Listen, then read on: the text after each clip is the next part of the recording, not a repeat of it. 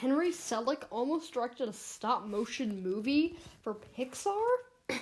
Yeah, I know this is crazy, but The Shadow King was an unmade Pixar movie that was going to be directed by the director of The Nightmare Before Christmas and Coraline himself, Henry Selick.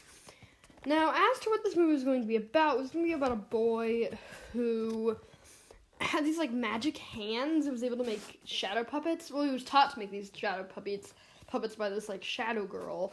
And he used these shadows to fight off monsters, as well as, some sort of nun and old man or some other character. So, yeah, this movie screams Pixar.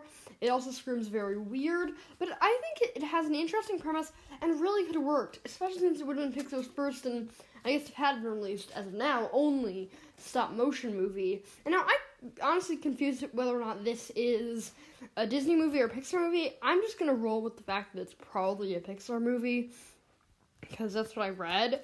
Also, it just makes more sense for Pixar to make an artistically creative movie. So yeah, it actually looks very interesting from the concept art and storyboards, animation tests. So yeah, this movie does honestly look very interesting and fun. Again, looks very creepy, but also in a Henry Selick kind of way, like Coraline and The Nightmare Before Christmas, which are both great movies that terrify me, especially Coraline. But yeah, it does look really good. And the reason it was canceled, I believe it was because it was having some production issues, as well as it was a bit too dark for Pixar / Disney.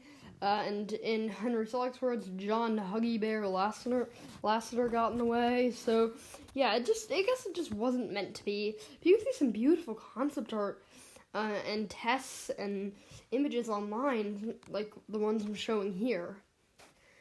Yeah, honestly, I think that this movie had been released, would have been one of Pixar's best and one of their most creative movies, too, especially since it just has one of those interesting premises that people could, automatically click with.